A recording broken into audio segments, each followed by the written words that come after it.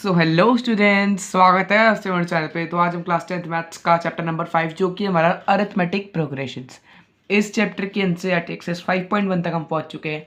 Exercise 5.1 का question number 4 हमारा चल रहा था। क्वेश्चन नंबर 4 का फर्स्ट पार्ट से लेकर 10th पार्ट तक के सारे सॉल्यूशंस की वीडियो हम ऑलरेडी अपलोड कर चुके हैं। आज की वीडियो में हम 11th और 12th पार्ट को सॉल्व करने वाले हैं।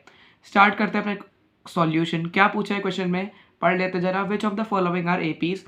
ये जो हमें गिवन है, हमें बताना है इनमें से कौन सी जो है एपी है या एपी नहीं है। अगर तो वो एपी है, if they form AP, find the common difference जी। हमें कॉमन डिफरेंस निकालना है, ठीक है। जिनको कॉमन डिफरेंस का मतलब नहीं पता, कोई बात नहीं, आप वीडियो देखते रहिए, अभी आपको समझ में आ जाएगा। And right 3 more terms. जैसे ये 4 टर्म लिखी है तो इसके आगे 3 टर्म्स हमें और लिखनी है, अगर वो एक एपी है तो। अगर एपी नहीं है तो ये काम हमें करने की जरूरत ही नहीं है, ठीक है। तो यहाँ पर देख लो, ए है, फिर ए स्क्वायर है, फिर ए क्यूब है, फिर ए की पावर 4 है, ठीक है। तो हमें बताना है कि ये एपी है या नहीं है।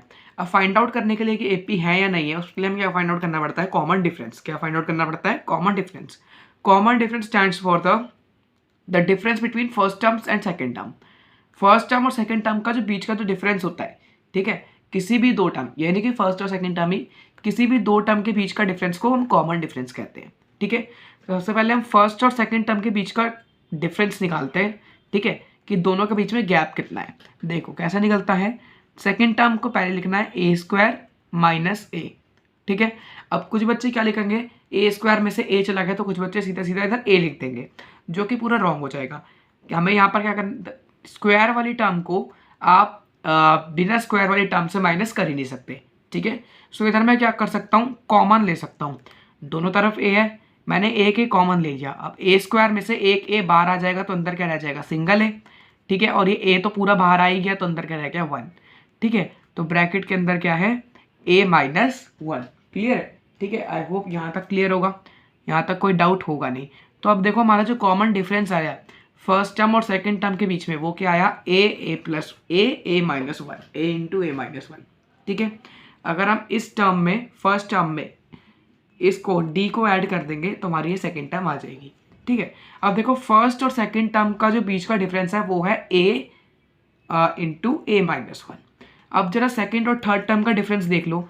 अगर पूरी एपी में यही डिफरेंस होता है सेम, तो वो क्या, उसको हम एक एपी कंसीडर करेंगे। उसको हम क्या कंसीडर करेंगे, उसको हम एक अरिथमेटिक प्रोग्रेशन कंसीडर करेंगे। क्लियर है। जैसे अब देख लो, थर्ड टर्म हमारी क्या है, ए का क्यूब में से हम माइनस क्या करेंगे, हमारी सेकेंड टर्म। सेकेंड टर्म क्या है हमारी, ए का स्क्वायर, ठीक है। क्या है सेकेंड टर्म हमारा, ए का स्क्वायर। जस्ट सेकेंड पेन नहीं चल रहा, हाँ चलो ठीक है।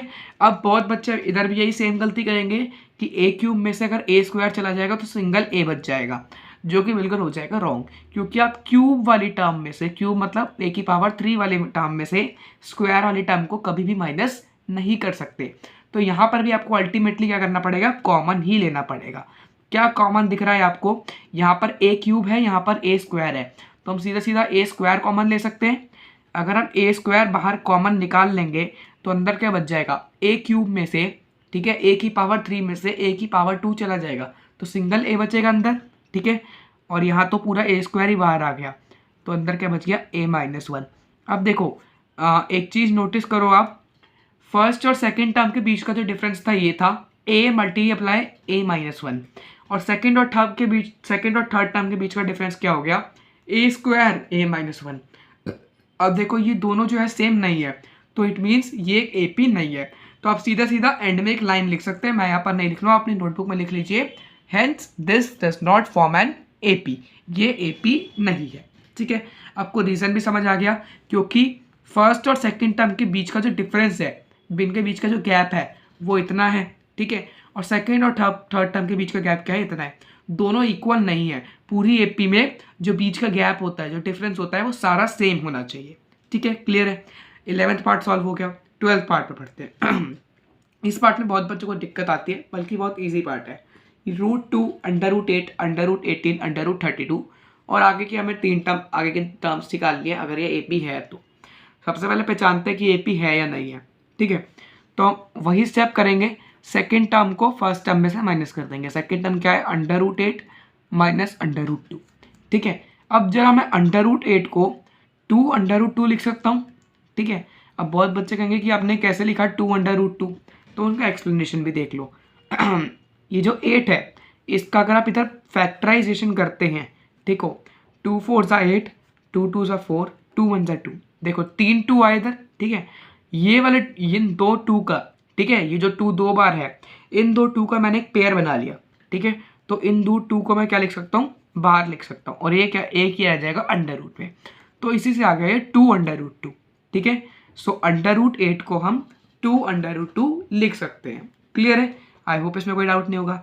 अब देखो √2 डबल ऑफ √2 में से सिंगल √2 चला जाएगा तो हमारा क्या बचेगा, √2। दोबारा देखो 2√2 में से √2 चला जाएगा तो क्या बचेगा, √2। यहाँ पर 2 नहीं बचेगा क्योंकि ये क्या है, डबल ऑफ √2 है, ठीक है। ये गलती आप नहीं करिएगा। अब क्या करना है, हमें सेकेंड और थर्ड टर्म के बीच का डिफरेंस निकालना है। देखते हैं क्या वो कुछ अलग है।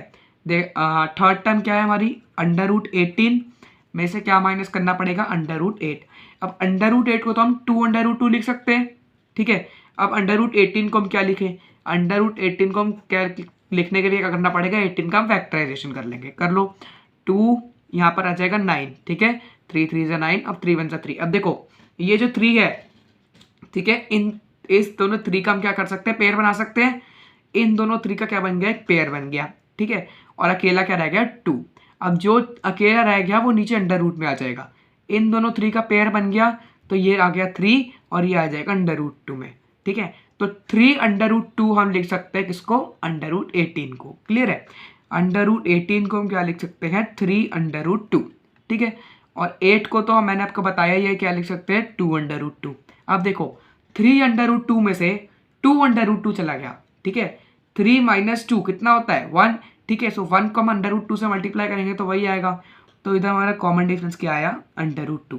अब देखो फर्स्ट और सेकंड टर्म के बीच का डिफरेंस भी √2 है, सेकंड और थर्ड टर्म के बीच का डिफरेंस भी √2 है। एक बार जरा थर्ड और फोर्थ टर्म के बीच का भी डिफरेंस चेक कर लेते हैं, ठीक है। क्या पता यहाँ पर कुछ चेंज हो जाए, अगर कुछ चेंज हो जाएगा तो कोई भी हम उसको नहीं कंसिडर करेंगे। निकाल लेते हैं, कैसे निकालेंगे, वही स्टेप, √32 मतलब फोर्थ टर्म में से थर्ड टर्म माइनस कर देंगे। अब √18 को तो आप 3√2 लिख सकते हो। अब √32 को आप क्या लिखोगे, वही सेम स्टेप है, इसकी फैक्टराइजेशन कर दो। यहाँ पर आ जाएगा 2, इधर 16, ठीक है। फिर 2 8 जो 6, ठीक है, यहाँ पर 8 आ जाएगा। दोबारा 2 इधर आ जाएगा, 2 4 सा 8, 2 2 सा 4 एंड 2 1 सा 2। 1 2 3 4 5 बार 2 है। देखो इन दोनों 2 का एक पेयर बन गया, इन दोनों 2 का एक पेयर बन गया और ये एक 2 अकेला रह गया। अब देखो ये जो 2 बार 2 है, ठीक है, इनको हम एक बार लिख सकते हैं। अब इसके ना मैं आपको नेक्स्ट पेज पर दिखाता हूँ, ठीक है, आपको और ज़्यादा क्लियर हो जाएगा। जब हम क्या करेंगे, अभी तक हमने क्या कर रहे थे, थर्ड और फोर्थ टर्म का डिफरेंस निकाल रहे थे, ठीक है। कैसे निकाल रहे थे हम, यहाँ पर था √18 और इधर माइनस था √32, ठीक है, इज इक्वल्स टू डी था। अब √18 को आप √18 को आप 3√2 लिख सकते हो। अब 32 को हम कैसे लिखेंगे, √32 को, उसके लिए क्या करना पड़ेगा, वही फैक्टराइजेशन कर लो दोबारा। इधर यहाँ पर 16, यहाँ पर आ जाएगा 8, 2 4 सा 8, 2 2 सा 4, 2 1 सा 2। अब देखो ये 5 बार 2 है, कितनी बार है, 5 बार, 2 × 2 × 2 × 2, ठीक है, 5 बार 2 है। तो सबसे पहले आपको 2 2 का पेयर बनाना है, ठीक है। 2 2 का ही पेयर बनता है, इससे ज़्यादा का पेयर नहीं बनता। अब देखो इन दोनों 2 का पेयर बन गया, ठीक है, तो इसको आप एक बार 2 लिख सकते हैं। क्लियर है? अब इन दोनों 2 का पेयर बन गया, इसको आप एक बार लिख सकते हैं। अब ये 2 × 2 रह गया। अब ये एक 2 तो अकेला है, इसका मतलब ये किस में आएगा, ये तो अंडर रूट में आ जाएगा। क्लियर है? और 2 2 से क्या हो गया, 4। तो आप √32 को क्या लिख सकते हैं, आप लिख सकते हैं 4√2। आया समझ में कैसे निकालना है, ठीक है। सो √32 को हम क्या लिख सकते हैं, 4√2, ठीक है। और √18 को हम क्या लिख सकते हैं, 3√2। यही निकाला था अभी। क्लियर है? अब 4√2 में से 3√2 चला जाएगा, 4 - 3 1, ठीक है। 1 को √2 से मल्टीप्लाई करोगे तो √2 ही आएगा। तो इधर भी डी कितना आ रहा है, √2। अब एक चीज़ नोटिस करो, यहाँ पर देखो फर्स्ट टर्म और सेकंड टर्म के बीच का डिफरेंस है √2, सेकंड और थर्ड टर्म के बीच का डिफरेंस है √2, थर्ड और फोर्थ टर्म के बीच का डिफरेंस भी क्या है, √2। तो हमारा कॉमन डिफरेंस क्या है, √2। उसने बोला था, देखो अब इसको आप लिख सकते हैं yes it forms an AP, ठीक है। सबसे पहले आपको ये लिखना है, फिर कॉमन डिफरेंस आपको लिखना है। कॉमन डिफरेंस क्या डी है, डी को आप क्या लिख सकते हैं, कॉमन डिफरेंस क्या है हमारा √2। क्लियर है, यहाँ तक क्लियर है। अब आगे की हमें 3 टर्म्स लिखनी है। देखो पहली टर्म हमारी क्या थी, एपी को मैं यहाँ पर लिख लेता हूँ √2, √8, √18 और √32। ये हमारी शुरू की 4 टर्म है। आगे की 3 टर्म और लिखनी है। देखो √2 को हम √2 ही लिख सकते हैं। √8 को हमने क्या लिखा था, √8 को हमने लिखा था 2√2, है ना। √18 को हमने क्या लिखा था 3√2, √32 को हमने क्या लिखा था 4√2। अब देखो आपको कुछ सीरीज दिख रही है, यहाँ पर है 2√2, फिर 3√2, फिर 4√2। तो आगे की 3 टर्म्स आप खुद ही गेस कर सकते हैं, जो कि हमें दिख ही रहा है। आगे की 3 टर्म्स होगी 5√2, फिर होगी अगली टर्म 6√2 और अगली टर्म होगी 7√2। आई होप क्लियर होगा, आपको कोई डाउट नहीं होगा, ठीक है। 11th और 12th दोनों पार्ट में आंसर्स हमारे निकल चुके हैं। 11th पार्ट जो है एपी नहीं फॉर्म कर रहा और 12th पार्ट एपी फॉर्म कर रहा है, जिसका कॉमन डिफरेंस है √2 और आगे की 3 टर्म्स हैं 5√2, 6√2 एंड 7√2। रीजन आपको समझा दिया, इसको आप किस तरीके से लिख भी सकते हैं। आई होप आपको सारा सोल्यूशन समझ में आया होगा। नेक्स्ट वीडियो में सॉल्व करेंगे इसका 13th एंड 14th पार्ट। तब तक के लिए bye bye and thanks for watching.